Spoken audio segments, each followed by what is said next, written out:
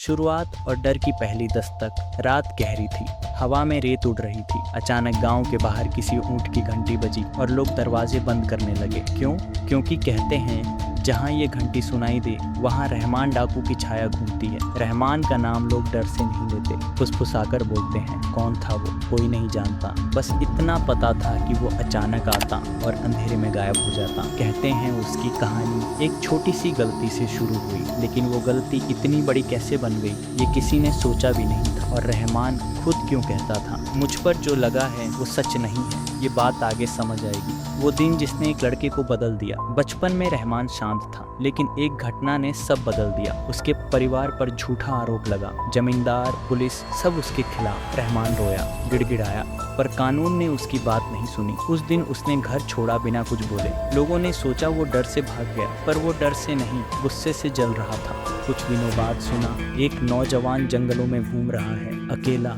कौन था वो? वही रहमान। और उसने पीछे मुड़कर कभी नहीं देखा, लेकिन उसके दिमाग में एक बात गूंज रही थी, अगर इंसाफ नहीं मिलेगा तो मैं खुद तय करूंगा।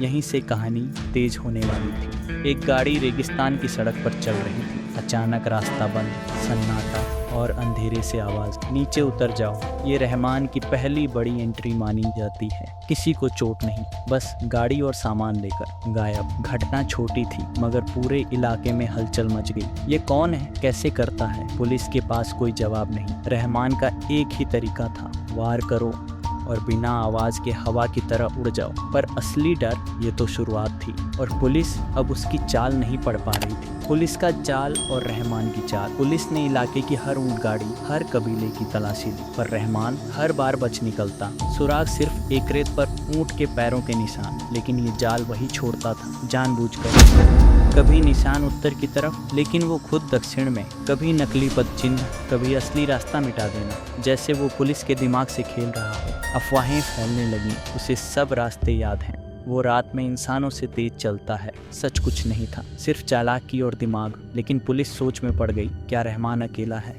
पीछा जो हर बार अधूरा रह गया। एक बार पुलिस ने नदी किनारे घेरा डाल दिया, गोलियां चली, धुआं उठा। सबको लगा आज रहमान पकड़ा जाएगा, लेकिन जब पुलिस अंदर पहुंची सब खाली, बस राख, कुछ बर्तन और दूर जाती रेत की लकीरें, जैसे कोई शिविर कभी था ही नहीं। लोग बोले उससे पहले से खबर मिल जाती है। क्या कोई मुखबिर था, या रहमान वाकई पुलिस की हर चाल पढ़ लेता था? ये बात साफ हो गई, वो सिर्फ भागता नहीं था, योजना बनाकर फिसलता था। और हर असफल पीछा पुलिस की बेचैनी बढ़ाता। डाकू या मददगार, लोग उलझ गए। कुछ गांव बताते रहमान आया, खाना खाया, पैसे छोड़कर चला गया। कुछ कहते उसने गरीबों की मदद की। कुछ कहते गलत करने वालों को सबक सिखाता था। पर यह सच था या कहानी, कोई नहीं जानता। उसका चेहरा कम, उसका किस्सा ज्यादा मशहूर था। एक तरफ डर, दूसरी तरफ उम्मीद। लोग समझ नहीं पा रहे थे रहमान असल में क्या है, अपराधी या अपने हालात का शिकार। लेकिन ये दोहरी छवि आगे चलकर कहानी का सबसे बड़ा मोड़ बनती है। सरकार की एंट्री और दबाव का तूफान। रहमान का नाम इतना फैल गया कि सरकार तक पहुंच गया। बड़े अधिकारी भेजे गए, पूरे इलाके में ऑपरेशन, जंगल, पहाड़, नदी, हर जगह खोजबीन। लेकिन हर बार रहमान एक कदम आगे। सरकार गुस्से में, पुलिस शर्मिंदा, गांव वाले डरे हुए। पर बीच में एक सवाल उठ रहा था, कोई साधारण लड़का इतनी चालाकी कैसे दिखा सकता है? क्या कोई उसे ट्रेनिंग दे रहा था? क्या उसके पीछे कोई बड़ा गिरोह था? ये सवाल कहानी को और गहरा बना रहे थे। पहला बड़ा पत्थर हिलता है। अचानक खबर, रहमान का एक पुराना साथी पकड़ा गया। उसने बयान दिया, रहमान अकेला नहीं, कोई बड़ा गुट उसे इस्तेमाल कर रहा है। अगर सच था तो रहमान अपराधी नहीं, मोहरा था और कोई और खेल खेल रहा था। पुलिस उलझ गई, गांव वाले हैरान और रहमान पूरी तरह चुप। सच क्या था और कौन उसके पीछे था? ये सवाल अब जोर से उठने लगे थे। सच की पहली हल्की दरार। जांच में पता चला कि रहमान ने कई बार सिर्फ उन जगहों पर वार किया जहां लोगों पर अन्याय हो रहा था। कुछ कहते वो गलत था, पर हमेशा गलत लोगों को ही चुनता था। ये बात पुलिस को चौंका रही थी। क्या रहमान अपराधी कम और बागी ज्यादा था? ये कहानी का वो हिस्सा है जो लोगों ने कभी स्वीकार नहीं किया। लेकिन सच इतना भी साफ नहीं था, क्योंकि उसका नाम कई वारदातों में आया जिनमें वो मौजूद ही नहीं था। कहीं कोई उसका नाम इस्तेमाल तो नहीं कर रहा था। डर और नाम का खेल। जांच आगे बढ़ी और एक अजीब पैटर्न मिला। जहां भी कोई शक्तिशाली गलत काम करता, कुछ दिनों बाद रहमान पर इल्जाम। मतलब रहमान नाम डर का हथियार बना दिया गया था। कुछ अपराध वही नहीं करता था, लेकिन लोग उसी पर डाल देते। इससे उसकी छवि और खराब होती गई और सच और उलझता गया। अब लगने लगा था शायद रहमान जितना गलत दिखता है उतना था नहीं, पर उसकी गलतियां भी कम नहीं थी, और ये दो चीजें मिलकर एक तूफान बना चुकी थी।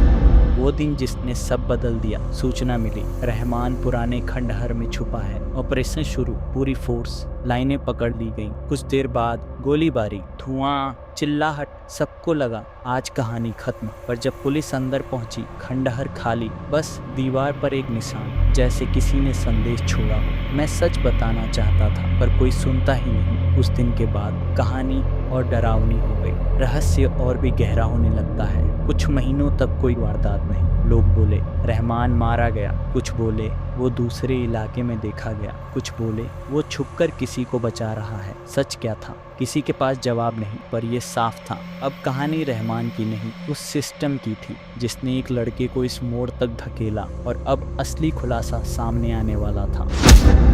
सच का दरवाजा खुलता है। जांच में सामने आया कई वारदातें रहमान की नहीं थीं। उसे नाम, डर और भ्रम का ढाल बनाया गया था। कुछ गुट अपनी हर गलती छुपाने के लिए उसका नाम इस्तेमाल करते रहे। असलियत रहमान सालों पहले गिरोह छोड़ चुका था। वो सुरक्षित रास्ता चाहता था। कई बार अधिकारियों से बात मांगी पर उससे कोई मौका नहीं मिला। उसकी गलतियां थीं पर वह अकेले दोषी नहीं था। कहानी अब एक अलग मोड़ ले चुकी थी। अंत जो किसी ने नहीं देखा। एक गवाह ने कहा रहमान आखिरी बार नदी पार करता दिखा था। वो हथियारों के साथ नहीं, भागने की कोशिश में था। उसके पीछे वो लोग पड़े थे।